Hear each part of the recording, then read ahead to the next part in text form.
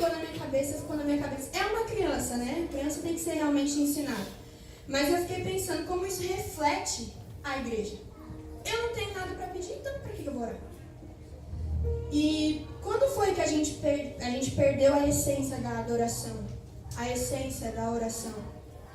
Quando a gente não tem nada para pedir, então a gente não precisa de Deus. Se Deus resolver encolher as mãos dele para nos abençoar, então cessa a adoração na terra?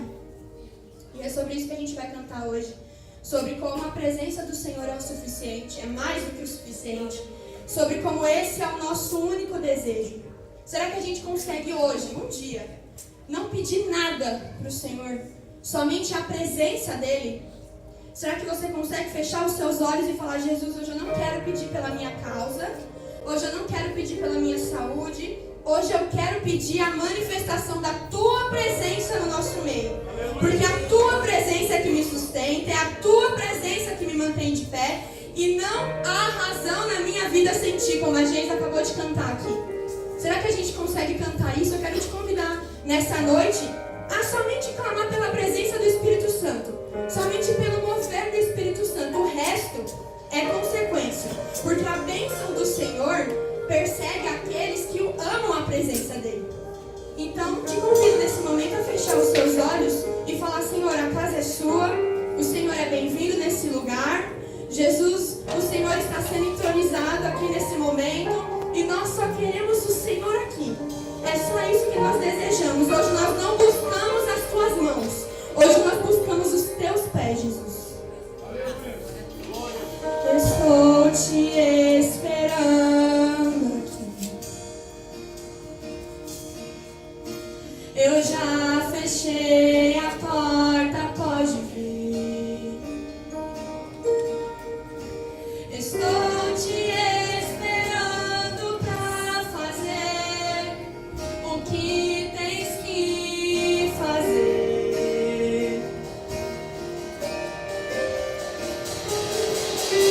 Meu coração aberto já está.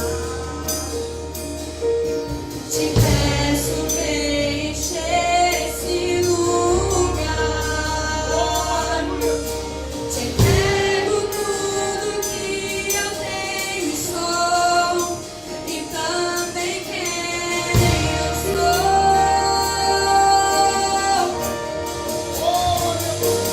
Notícia, Espírito Santo. Eu só quero tua presença. Hoje não vou te pedir nada. Só quero levantar a minha voz pra te dizer que a tua graça já me basta.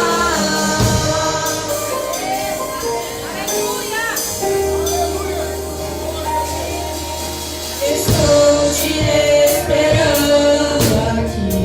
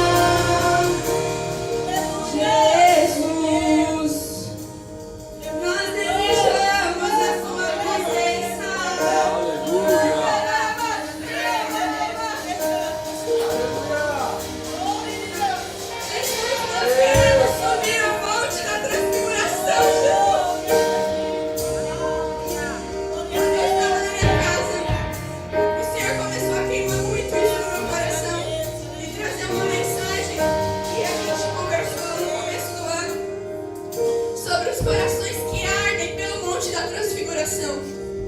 Porque quando Jesus ele aparece com Moisés e Elias no monte, os discípulos falam: vamos armar barracas aqui para que a gente possa ficar. E às vezes essa passagem ela é pregada de uma forma criticando os discípulos. Mas vocês entendem que isso foi uma paixão por aquilo que eles viram, uma paixão pela transfiguração. E o Senhor ele procura corações apaixonados por corações que digam: Senhor, eu quero armar uma barraca na tua presença porque eu não quero mais sair daqui. E o Senhor nos leva, o Senhor nos guia através do Espírito Santo a ter corações assim. E Jesus falava no meu coração: vocês precisam se arrepender por todos os momentos em que os olhos de vocês estiveram abertos na minha presença. Porque às vezes o nosso coração é tão endurecido que a gente não consegue nem fechar o olho. Momentos em que os olhos permaneceram abertos e as bocas fechadas e os olhos secos. E o Senhor disse: eu quero trazer de volta rios de lágrimas aos olhos de vocês. Mas vocês precisam amar o monte da transfiguração. Vocês precisam amar a minha presença. O nosso coração tem que estar disposto a amar a revelação de Jesus Cristo glorificado. Porque Ele é o suficiente na nossa vida. Como eu falei, se as mãos do Senhor forem recolhidas a abençoar, se Ele fizesse isso, a presença dEle continua sendo mais do que o suficiente. Porque a gente não adora o Senhor pelo que Ele faz. A gente não adora o Senhor pelo que Ele pode fazer na nossa vida. A gente adora o Senhor por quem Ele é. Porque Ele se entregou naquela cruz. Porque Ele nos fez filhos, herdeiros de um reino que não tem fim. O Pai nos adotou. E é por isso que hoje não existe nada que nós queremos mais do que a presença do Senhor. Nós só queremos a Ti. Só queremos a Ti, Jesus. Só quero a Ti. E nada mais. E nada mais. Nada além de Ti. Só quero a Ti. E nada mais. E nada mais. Nada além de Ti. Pois uma vez que eu coloquei os meus olhos em Ti, nada mais me satisfaz.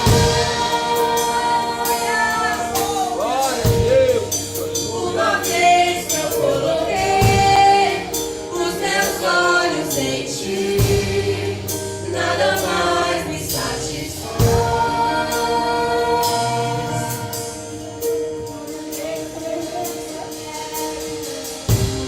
Eu só quero uma presença. Hoje não vou te pedir nada. Só quero levantar a minha voz pra te dizer que a tua graça já me basta.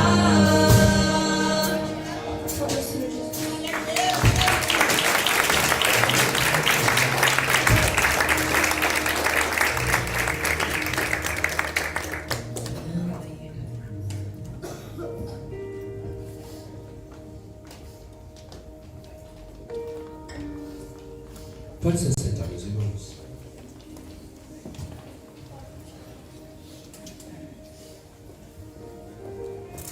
Aproveitando a nossa Bíblia lá no Evangelho de Jesus, segundo escreveu Lucas.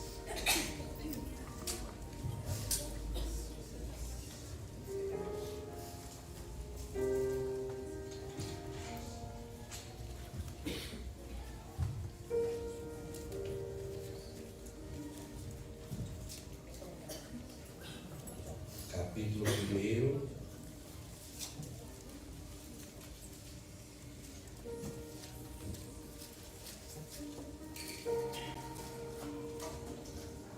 Verso 5.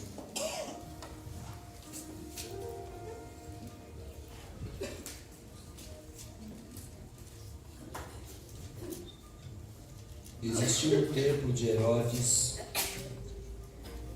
um sacerdote chamado Zacarias, da ordem de Abias, e cuja mulher era filha de Arão. Era das filhas de Arão. O nome dela era Isabel. E eram ambos justos perante Deus, vivendo irrepreensivelmente em todos os mandamentos e preceitos do Senhor. E não tinha filhos, porque Isabel era estéril, e ambos eram avançados em idade. E aconteceu que, exercendo ele o sacerdote diante de Deus, na ordem da sua turma, segundo o costume sacerdotal, coube-lhe em sorte entrar no templo do Senhor para oferecer o incenso. Toda a multidão do povo estava fora, orando a hora do incenso. Então o anjo do Senhor lhe apareceu, posto em pé à direita do altar do incenso. Zacarias, vendo, turbou-se e caiu temor sobre ele. Mas o anjo lhe disse: Zacarias, não temas, porque a tua oração foi ouvida, e Isabel, tua mulher, dará à luz a um filho, e lhe porás o nome de João, e terás prazer e alegria, e muitos se alegrarão no seu nascimento. Irmãos, a Bíblia Sagrada ela traz algumas coisas para nós que é muito importante a gente saber. No Antigo Testamento nós tínhamos algumas figuras na ordem do culto. Existia o profeta, existiam os levitas, existiam os sacerdotes, e tudo isso era feito no templo de uma forma muito organizada. Nós, o pastor Tiago aqui já por diversas vezes já nos ensinou a respeito disso, que o profeta nada mais era do que uma pessoa que ouvia uma mensagem de Deus ou recebia uma mensagem de Deus, e essa mensagem de Deus recebida por este profeta era transmitida aos homens. O ministério profético se resume a isso: receber de Deus e entregar ao povo. O ministério sacerdotal já era um pouco diferente. E poderíamos dizer até que era o contrário. O ministério sacerdotal significava o quê? Os sacerdotes ouvirem as queixas do povo e levarem a Deus. E essas queixas, essas ofertas que os sacerdotes faziam em prol do povo, era algo assim, como se fosse uma intermediação, porque as pessoas não podiam entrar no templo, então o templo era algo muito específico. E os sacerdotes conseguiam fazer várias funções, entre elas, a principal dos sacerdotes era apresentar-se diante de Deus em defesa do povo, ou em sacrifícios pelo povo. Ele, de fato, era um representante do povo diante de Deus. Ele tinha uma função também, o sacerdote tinha uma função também muito interessante, que era quem observava as ofertas que iam ser entregues. Eles olhavam os animais, e algumas ofertas eram específicas, os animais não podiam ter mancha, não podia ter nenhum problema nesse sentido, que ele separava e refazia, volta lá atrás, que esse aqui não serve. Então era muito específico, ele observava as famílias que chegavam diante dele sem oferta, e as ofertas que traziam por ser ofertas pessoas mais pobres, ele também fazia ali aquele julgamento a respeito dessas pessoas. Ele fazia defesa jurídica quando alguém tinha uma demanda contra outro. Então ele exercia função de juiz, de advogado e até de médico. Porque quando uma pessoa tinha alguma enfermidade infecciosa ou uma enfermidade que pudesse ser transmitida, porque a gente pensa isso é só a respeito da lepra, mas não era só da lepra. Outras doenças mais que existissem por contaminação, essas pessoas então eram afastadas do arraial e depois de algum tempo, algumas 7 dias, outras mais de 7 dias, mas o importante é nós entendermos o seguinte, que essas pessoas eram trazidas à presença do sacerdote para ele dar esse diagnóstico se as pessoas estavam curadas ou não e se podiam de volta estarem diante do seu contexto familiar. Então o sacerdote, ele era alguém de muita importância naquele período bíblico do Antigo Testamento. E esse sacerdócio, a partir da construção do templo através de Salomão, de Davi, depois Salomão e todos os reis que vieram e o templo foi sendo refeito, enfim, era pessoas que tinham que ser específicas, eram da linhagem certa, eram da tribo certa, então eram pessoas selecionadas. Os sacerdotes eram pessoas muito selecionadas, eram pessoas assim, vamos dizer, não bastava ser da tribo, tinha que ter uma perfeição humana, de altura, de corpo, enfim, era alguém que precisava estar bem alinhado com isso. E no passar do tempo desses sacerdotes, a gente vai chegar no sacerdote Zacarias. Entre tantos outros, hoje eu quero falar sobre Zacarias. Porque Zacarias, ele é um homem que tem a mesma idade de José. Quem é José? O pai de Jesus. Zacarias, ele é contemporâneo de José e Maria, ele vive no mesmo ambiente, ele sabe de tudo que está se passando politicamente naquele momento.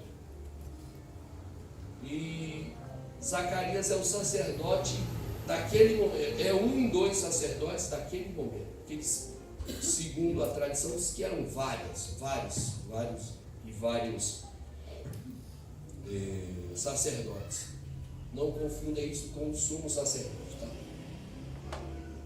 Enfim, e o Zacarias era um homem que trabalhando no templo já era um privilégio por si só.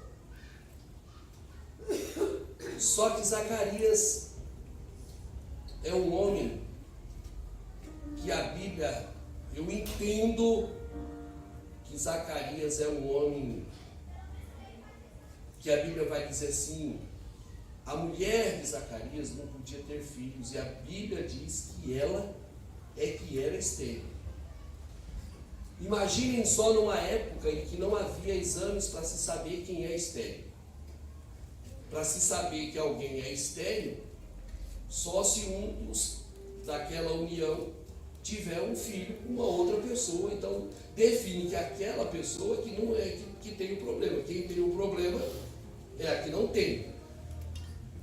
Mas dadas as proporções do que a Bíblia diz e das perfeições que os sacerdotes precisavam ser, então é por isso que a Bíblia define que quem era que tinha o problema de esterilidade entre o Zacarias e a Isabel é o ofício que o Zacarias tem. É isso que determina que a Isabel é estéril. E naqueles dias, irmãos, pelo relato que a gente leu, eram vários sacerdotes e eles participavam de um sorteio para que esse sorteado pudesse entrar no templo e fazer um ofício.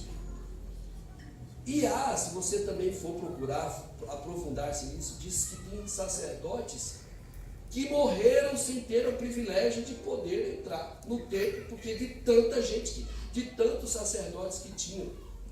É óbvio que tudo isso que eu estou falando, em algumas coisas que eu disse aqui, é histórico. A Bíblia não diz que tem pessoas que não entraram. Mas dar-se a entender, porque alguns historiadores dizem que nessa época existia mais de 18 mil sacerdotes. Então, entre esses 18 mil, fazia-se um sorteio, por vez em quando um lá entrava, e que muitas vezes isso poderia ser até no dia da expiação, que era uma vez por ano. Então a pessoa podia morrer, sendo sacerdote, ia servir ali nas imediações do templo, mas nunca ia de fato poder entrar no templo. E o Zacarias era um desses 18 mil, que estava pronto para servir no templo, mas que nunca tinha acontecido isso. E eu não sei, irmãos, quantas vezes o Zacarias se aprontou, porque eles tinham uma veste especial, uma veste específica. Os sacerdotes, eles se vestiam com umas vestes que eram próprias para o ofício. Imagine só quantas vezes talvez o Zacarias foi pronto para esse sorteio. E esse sorteio pronto, e lá estava, e o Zacarias não foi sorteado. O Zacarias não foi escolhido. O Zacarias não teve a oportunidade. Imagine só você tendo esse ofício, você tendo essa possibilidade, e isso não vai acontecendo. E a Bíblia diz que ele já é avançado em idade. Grande Deus, aleluia. E isso também nos traz uma ideia de que quando ele se tornou sacerdote, ele ainda era novo. Porque já era escolhido desde de pequeno para o ofício. E escolhido depois, desde pequeno, ele ia crescendo para saber se realmente poderia ser separado para isso. Então, Zacarias é alguém que vive todos os seus dias com essa expectativa. Zacarias casa, só que esse casamento, como eu já disse, traz para a vida dele uma esposa que é infértil. Nos nossos dias, uma mulher ser infértil tem muito problema, irmãos.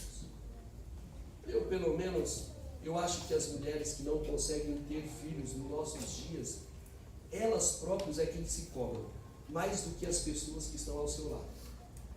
Eu não vejo ninguém, eu nunca presenciei alguém, por exemplo, você não pode ter filho. Você não pode. Eu nunca vi, sinceramente, nunca vi ninguém tirar, fazer gozações com isso. Eu conheço algumas mulheres, eu vou te falar que são poucas que não podem ter filhos. Só que nesses dias, culturalmente, uma mulher não ter filhos era uma questão de... As pessoas olhavam para ela como amaldiçoadas. Uma cultura que tudo tem que estar certo. A gente fica falando muito da cultura da prosperidade nos nossos dias. A gente bate contra isso. A teologia da prosperidade está entrando na igreja. Mas quando você olha minuciosamente para a Bíblia, você vai ver que ela está inserida desde sempre. Porque, biblicamente, aqui, não no contexto doutrinário, mas no contexto das histórias, todas as vezes que nós vemos pessoas que estão passando por alguma dificuldade financeira ou por alguma dificuldade de enfermidade, alguém já disse, você está com problema com o diabo. É o diabo que você está abrindo. Você está abrindo o preço. vamos olhar para a história de Jó, saindo dessa história, vai lá para Jó, os amigos, não, você tem algum problema que você... Então a teologia da prosperidade, a gente pensa que é coisa de agora, mas a teologia da prosperidade está inserida desde o Éden. Porque quando a serpente chegou para Eva, disse assim, ó, você vai ser como Deus. Você vai ser grande. Então, se nós olharmos minuciosamente, essa teologia tem sido disseminada no meio do povo de Deus, desde sempre, que a gente não pode passar por angústia. A gente não pode sofrer. A gente não pode. Se tiver isso, se isso estiver acontecendo, você está errando em algum lugar. Né? Em algum lugar você está errando, é por isso que Deus está te provando. As provas de Deus a gente não encara de uma maneira que de fato Deus está querendo tirar de nós o melhor. Ele olhou para mim e disse, eu vou provar o Cristiano. A gente não encara assim, a gente sempre vai encarar algum erro que você tem, e é por isso que Deus está te provando, e está te provando para você parar de fazer esse erro. Se a gente olhar para a história de Jó é exatamente ao contrário. Ele estava bem, crente, fazendo tudo que devia, e Deus disse, hoje eu vou te provar. De um dia para a noite, ou da noite para o dia, Jó dormiu tudo tranquilo e acordou com várias notícias. O Zacarias, além de não ser escolhido para o ofício, porque a gente é assim, né? Quando a gente vai bem numa área, mas tem uma área específica que a gente quer que vá bem, mas vai mal, então essa área que a gente vai mal suplanta, e aí então a gente fica, ao invés de olhar para a área que está sendo boa, a gente só foca na que está mal. Como disse o pastor Fábio hoje pela manhã, às vezes nós vamos ter 20 defeitos, só que também no mesmo momento a gente pode olhar que a gente tem 40 qualidades. Mas o que é que nos tira a paz? O que é que nos tira o foco? Os defeitos. A gente não consegue caminhar nessa estrada de dizer, eu tenho mais qualidades do que defeito. E o Zacarias me parece que é a mesma coisa. Porque ele vai se frustrando, porque ele vai lá e não é escolhido, em casa ele não consegue ter um filho. Então, a gente não sabe qual eram as falas também, depois de tantos anos, a respeito da vida de Isabel. A gente vai só conjecturando e construindo uma narrativa que a gente não tem, na verdade, muita noção do que é dito. Mas bem, chega um belo dia que o Zacarias põe a roupa de sacerdote e vai para o sorteio. Talvez ele vai para o sorteio mais uma vez, pensando que era mais um sorteio. Mas uma coisa que me chama a atenção é que, pelo menos, o Zacarias, olha para mim, o Zacarias, ele estava passando por todas essas dificuldades, mas ele continuava cumprindo o seu papel diante de Deus. Glória a Deus. Se chorando, se triste, se decepcionado, se com a fé abalada, com a esperança comprometida, o certo é que mais uma vez tem um sorteio e Zacarias está lá. E eu não sei vocês, conversava aqui com o Marcos, nosso diácono, líder dos homens aqui na sexta-feira, a respeito de umas coisas, como Deus começa a mexer e como as coisas chegam para a vida da gente sem a gente pedir, sem a gente fazer menção, e de repente as coisas estão batendo na nossa porta. Talvez Zacarias foi de novo despretensioso, mas lá ele estava posicionado para aquilo que ele foi chamado. Ele estava lá porque ele sabia que poderia acontecer. E a gente tem que entender, irmãos, olhe bem para mim, que na nossa vida, alguns momentos, as coisas vão ficar, a gente vai andar no caminho da impossibilidade. Há pessoas que vêm para mim, há pessoas que vão pegar conselho com você, que elas estão com momentos impossíveis, há impossibilidades. A impossibilidade para a Isabel era o quê? Ter filho. Qualquer obreiro naquele templo, amigo de Zacarias, se pudesse, colocaria a mão na cabeça dela, faria uma oração fervorosa, e eu declaro que você vai ficar grávida e pronto. Muitas vezes, se eu pudesse, eu colocaria a mão sobre a sua cabeça, eu e a Marisa colocaria a mão sobre a cabeça de vocês e diria essas palavras: Senhor, faz isso aí que a tua filha ou o teu filho está pedindo.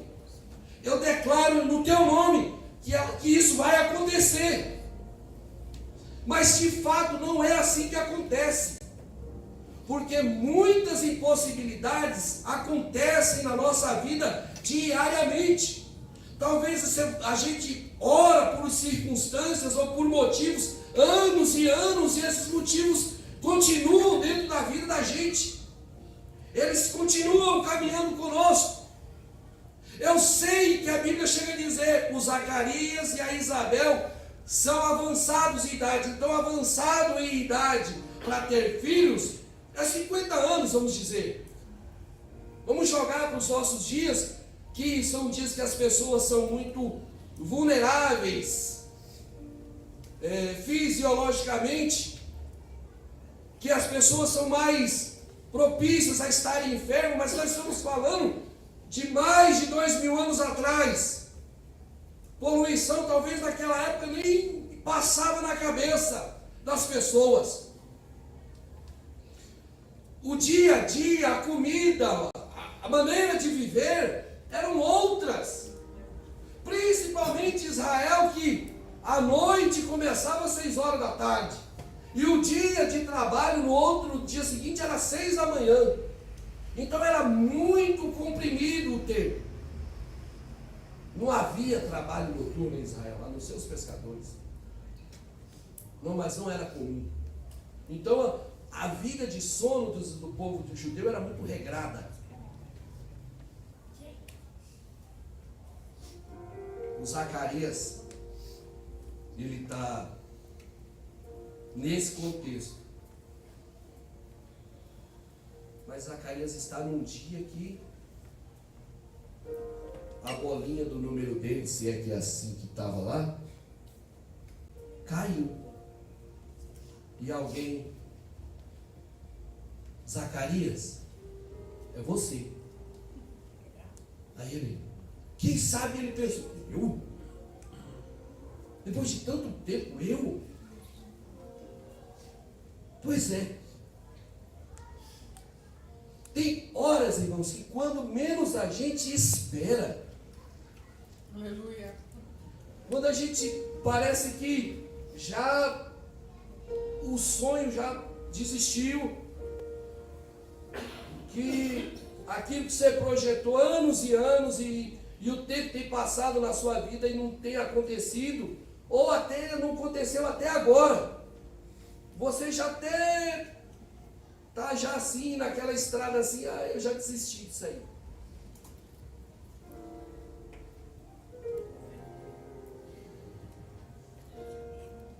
Se você está como Zacarias, que talvez a sua vez não chegou, mas faça como ele.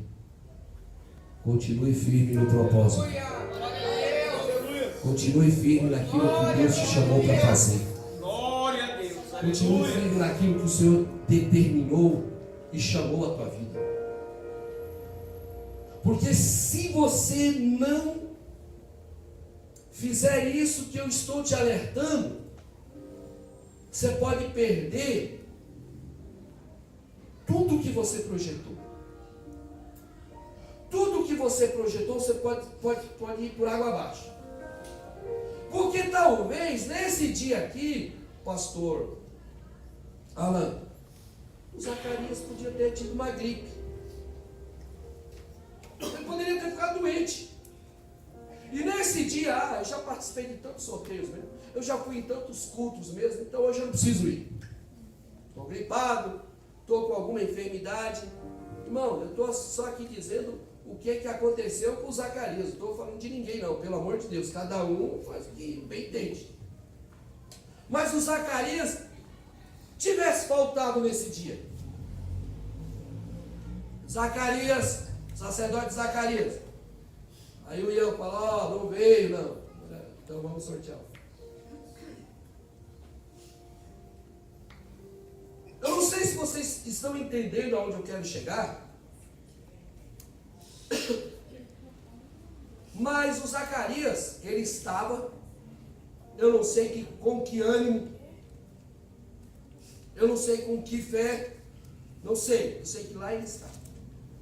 E, como diz aí a bola do menino do futebol, a bola pingou pro Zacarias. O Zacarias agora vai entrar. Glória a Deus, aleluia. Ele vai entrar no templo para fazer a parte do incenso. É pular, trocar, tirar a cinza, colocar outros e deixar o cheiro suave. Tem o símbolo da oração, né? E daí quando a gente ora para que seja como um incenso suave diante das narinas de Deus. O incenso tem o símbolo da oração. E olha só, e ele entrar dentro do templo, lá fora, causava um tremor terrível. As pessoas ficavam apreensivas. Pois bem, chegou a vez de Zacarias entrar. Aleluia. Eu não sei qual é o ânimo, a alegria, eu não sei qual é o sentimento que Zacarias entra, o privilégio, que eu não sei se ele está o privilégio de poder fazer isso, ou se ele está com a cabeça lá na Isabel, que não tem filho, e que reflete nele.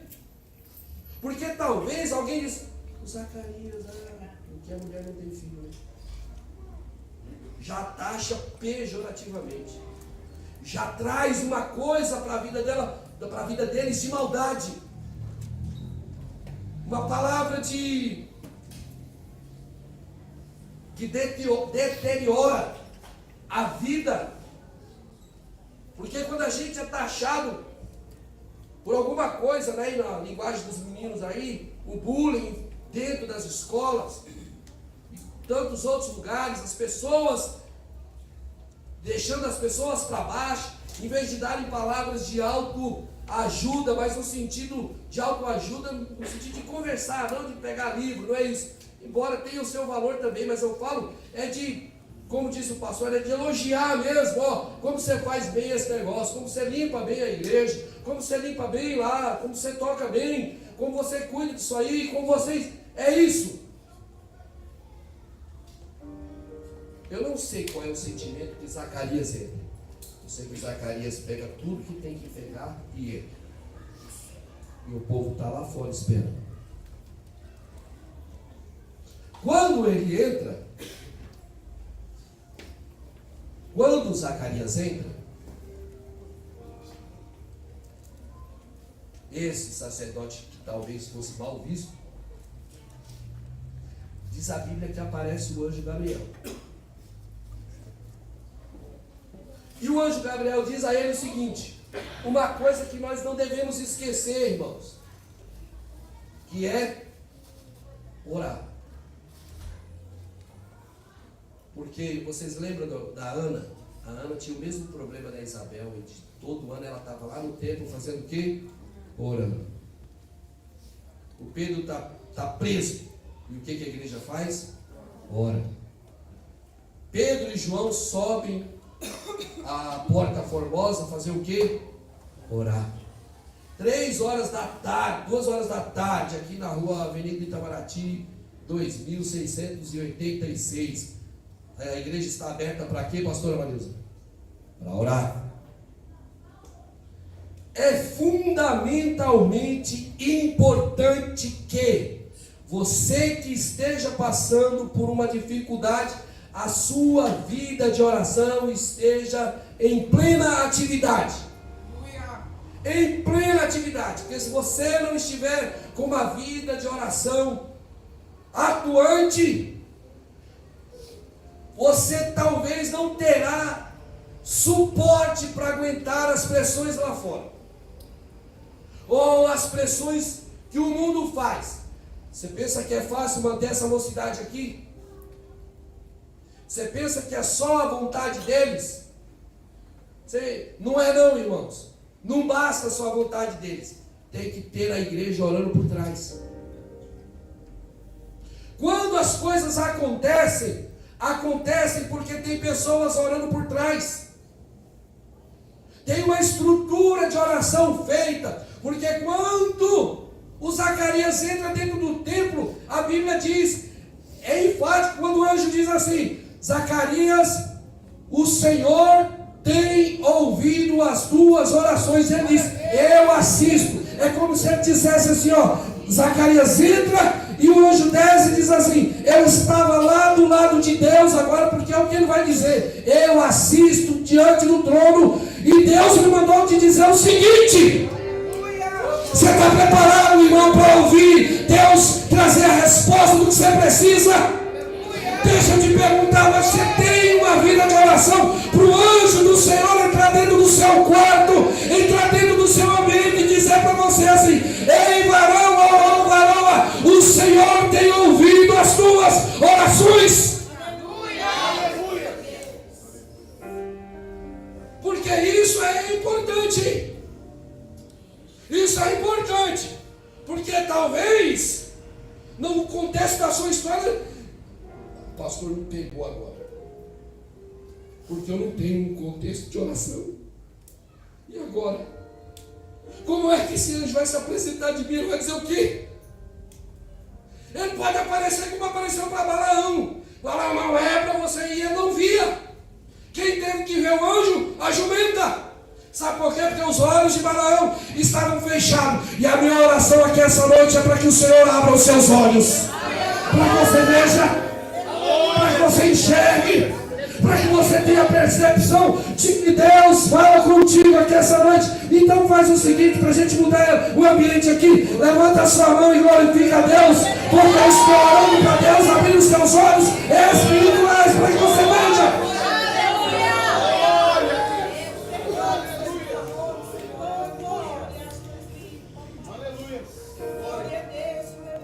O anjo aparece. E diz que ele aparece lá na ponta, né? É na ponta do altar do incenso. Irmãos, se Deus quisesse me permitir ver um anjo aqui hoje à noite, eu queria ver, irmão. Eu queria ver. Eu queria ver o anjo do Senhor. Eu queria ver o anjo do Senhor.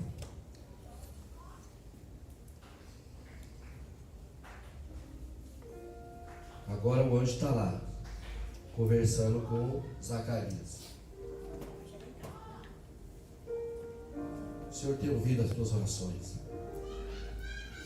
Agora, irmãos, presta atenção que lá fora tem gente esperando ele sair. Imagine a apreensão que está lá, porque ele sair é o sentido de que, opa, deu tudo certo. O sacrifício foi aceito. Deu tudo certo. Agora, demorando, o que será que aconteceu? O que será que aconteceu? Encurtando aqui a história, irmão, você já conhece, o anjo diz para Zacarias: a sua mulher vai engravidar.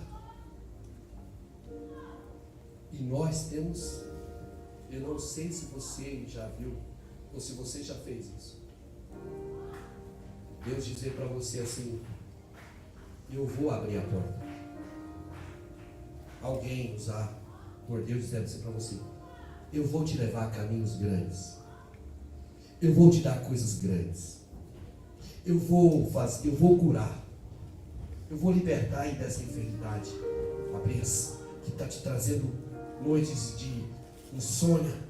Eu vou abrir essa porta de emprego assim, de uma maneira que você nunca pensou. E aí você fazer o quê? Mas como vai ser? Eu não tenho uma preparação. Eu não a gente pedir e no mesmo momento entrar pelo caminho da incredulidade. Andar junto. O anjo olha para ele quando ele diz o seguinte: eu sou um homem velho. Eu sou um homem velho. O anjo olha para ele: pai, você não tinha outra coisa para falar? Como você não tem outra coisa para falar, então você vai ficar calado agora. Porque sabe o que o Zacarias tinha que ter feito? Na hora que você vai ser pai, glória a Deus, igual eu quando vi essa doninha aqui. Quando eu vi essa doninha aqui pela primeira vez, porque eu não pude assistir o parto diferente do Miguel, né? Dessa mocinha aqui, quando eu vi ela lá dentro do bercinho, lá no hospital Itacolomi, lá em São Bernardo do Campo, lá em frente, hoje é a Santa Helena, hoje nem tem mais hospital lá. Quando eu vi a Melissa a primeira vez, irmão, minha mãe estava do meu lado, sabe o que eu fiz? Língua estranha. Língua estranha, tem um vídeo gravado aí. Porque quando eu vi a Melissa pela primeira vez, foi um sentimento de alegria, assim, de gratidão a Deus tão grande, que eu não consegui fazer outra coisa senão falar em língua estranha.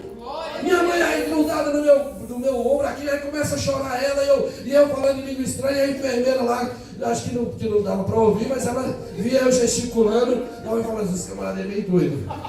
Mas de verdade, tem aí uns vídeos aí, não sei onde que anda, mas tem. Era o que Zacarias tinha que ter feito. Se não falar de língua estranha, porque não havia uma língua estranha naquele momento, mas ele tinha que glorificar a Deus. Assim como Noé, quando Noé nasceu, assim como os grandes homens de Deus nasceu. Mas o Zacarias, eu sou velho. Deus está importando se você é velho, se você é novo. Olha para o Abraão, com quantos anos foi pai de Isaac? Deus não tem problema com idade, irmão. Quem tem problema com idade somos nós. Porque se Deus tem um processo para concluir na nossa vida, se você tiver 100 anos, ainda vai ser feito através de você. Porque é através de você que Ele quer. Oh, aleluia! Glória a Deus! É alguém que pega o currículo na segunda-feira e sai: eu vou de novo, mas eu já sei que não vão me chamar mesmo, mas eu vou. Aí te chama e fala: agora você espera.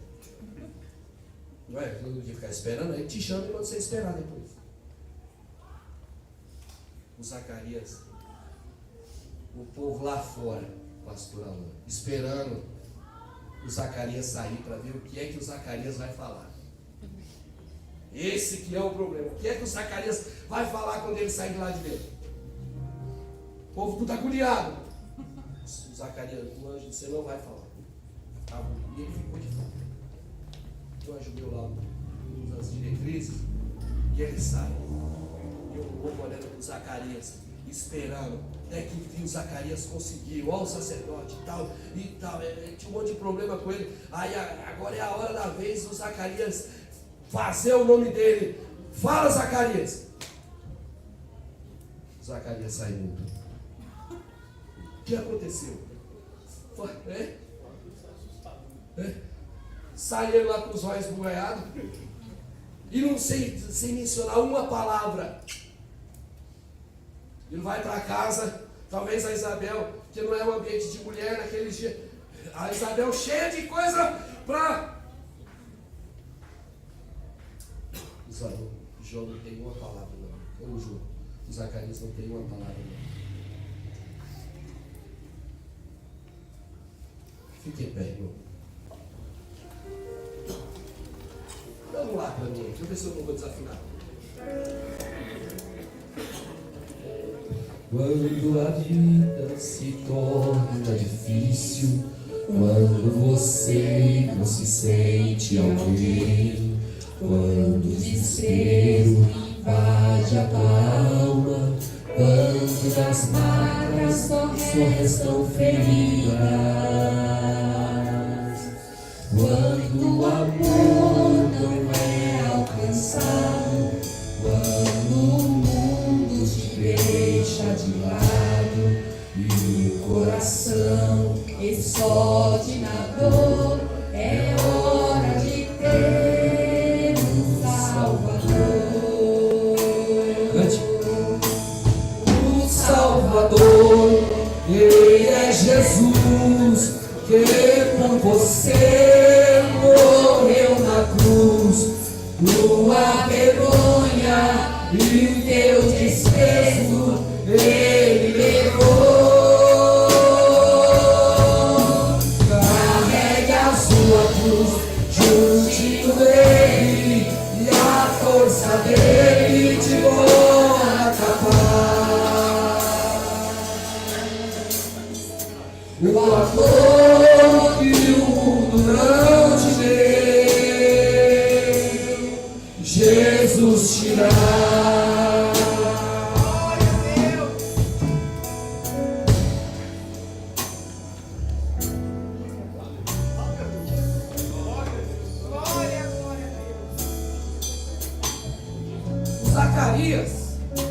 Zacarias, ele está pensando o seguinte: ele chega em casa e a Isabel, que também já estava sabendo, irmão, está fazendo parte de uma coisa assim espetacular, porque a Isabel recebe a visita da Maria, e o menino que está dentro da barriga começa, eu não sei, a Melissa mexeu com 6 meses?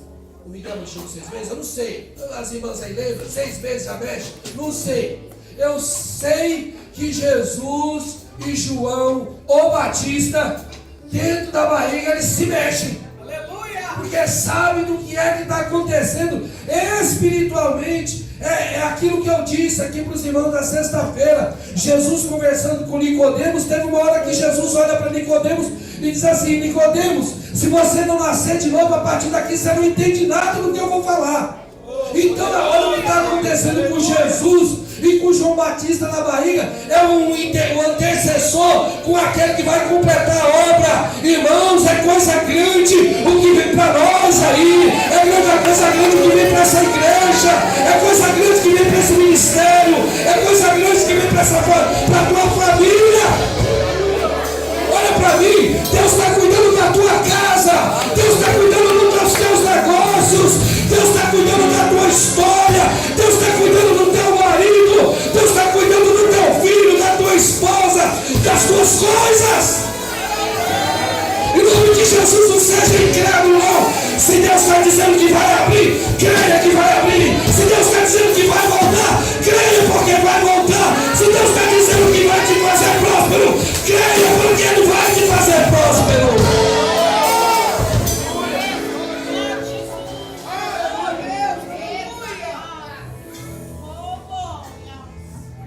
Chega uma hora que o teu, por exemplo, o meu histórico não me ajuda. O meu histórico familiar não me ajuda. Mas sabe no que é que eu me apego, pastor Alain, Cris, pastor Tiago, Nilson? Sabe no que eu me apego? Eu me apego na promessa, nas promessas que Deus me faz. Eu me apego nas promessas que Deus me fez. E é por isso que toda vez, hoje à tarde estava na casa do Cris, e a gente está ali e tal, almoçando, e daqui a pouco ele começou a botar lá na televisão dele lá, uns louvores lá, e eu comecei a chorar na mesa lá, porque, sabe por quê? Porque eu não tinha nada, a única coisa que eu tinha era a promessa de Deus na minha vida, era só isso que eu tinha. Eu não tinha histórico, eu não tinha alguém que pudesse me levar, não. O que dependeu a minha vida foi as promessas que Deus tinha na minha vida. Olha para mim, Deus tem uma promessa na sua vida, se apegue nela, se agarre nela, porque nada além da promessa é o que nós temos. É a promessa. Se Deus tem uma promessa de cura, levanta a tua mão e glorifica. Se Deus tem uma promessa de vitória, levanta a mão e glorifica. Se Deus tem uma promessa de ressurreição, levante a mão e glorifica. Se Deus tem a promessa de abrir a porta, levante a mão e glorifica.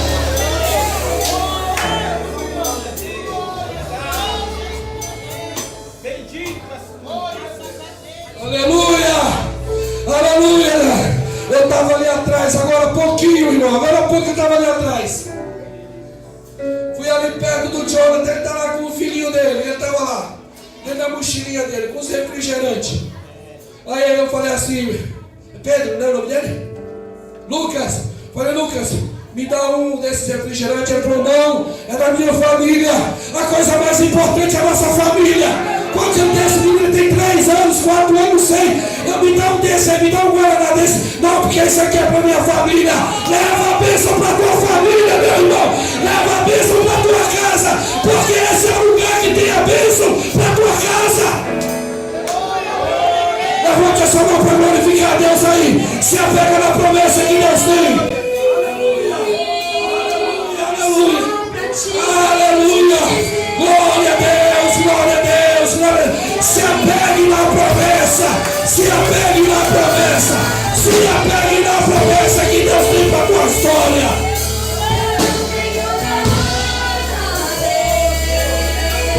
O Senhor Jesus está a nosso favor.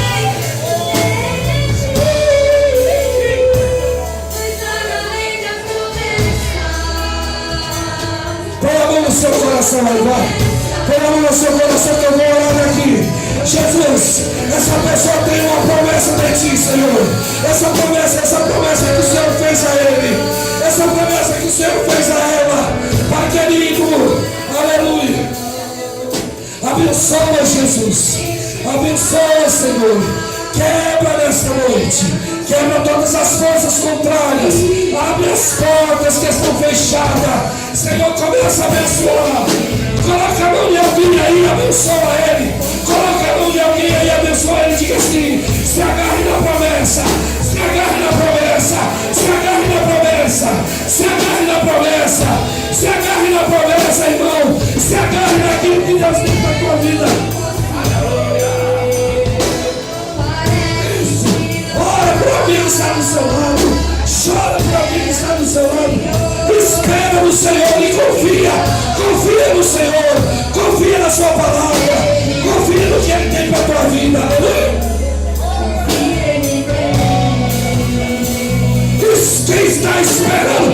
Quem está esperando pelo milagre? O milagre vai chegar.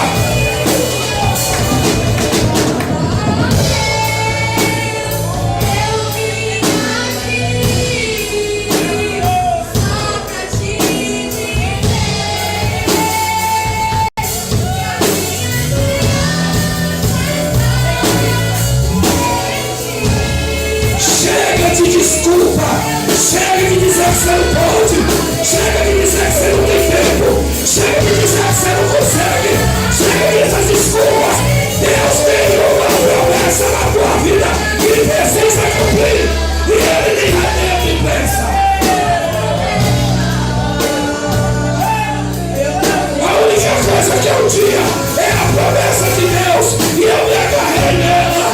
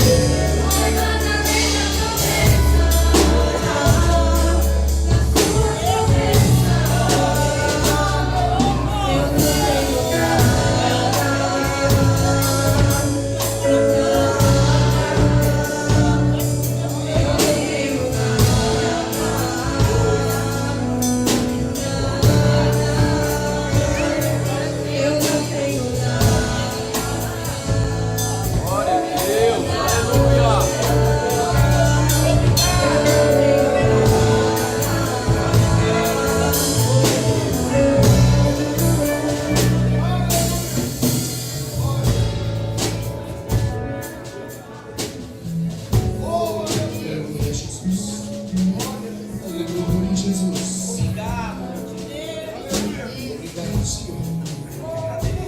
Se agarre na promessa que Deus tem para a tua vida, irmão.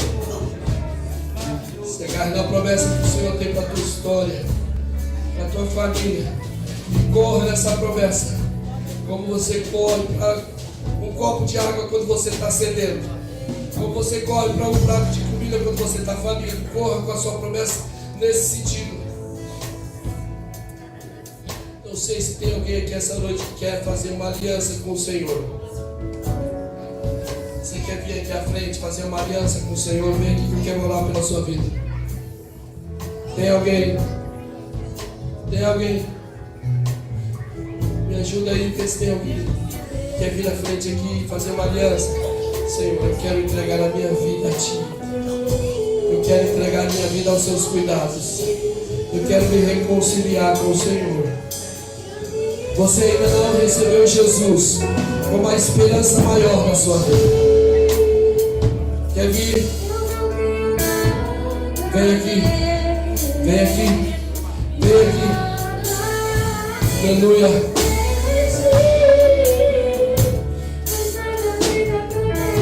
Tem alguém que não tem?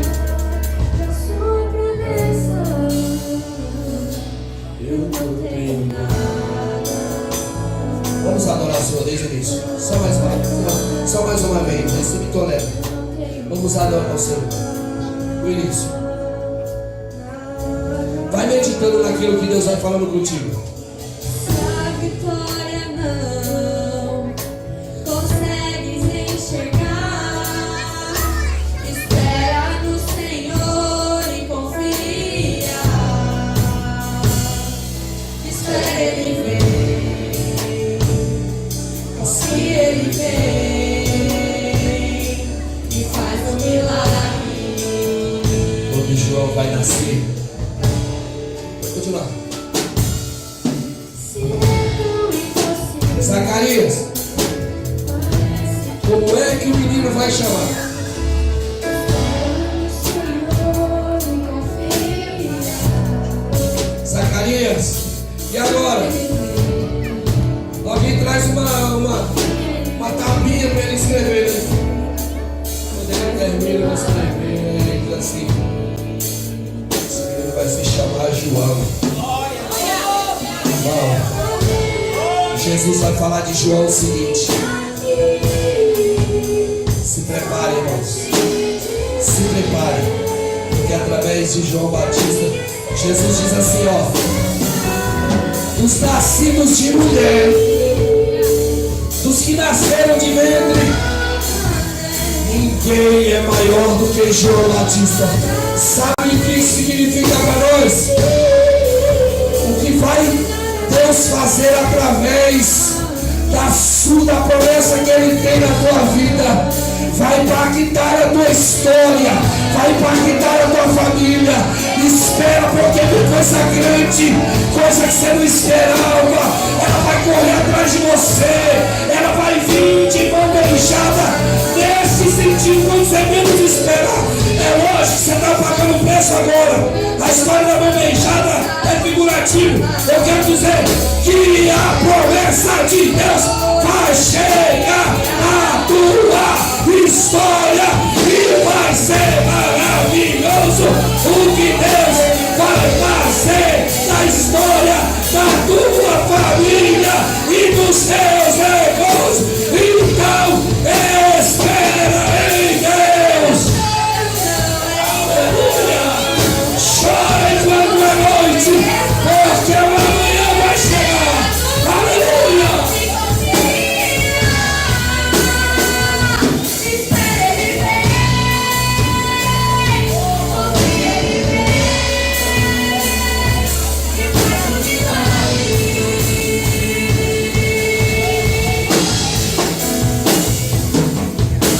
Não fique parado com a impossibilidade.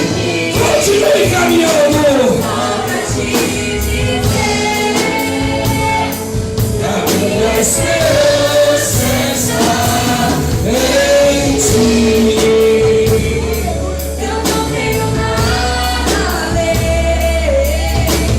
nada a ver, mas nada a ver.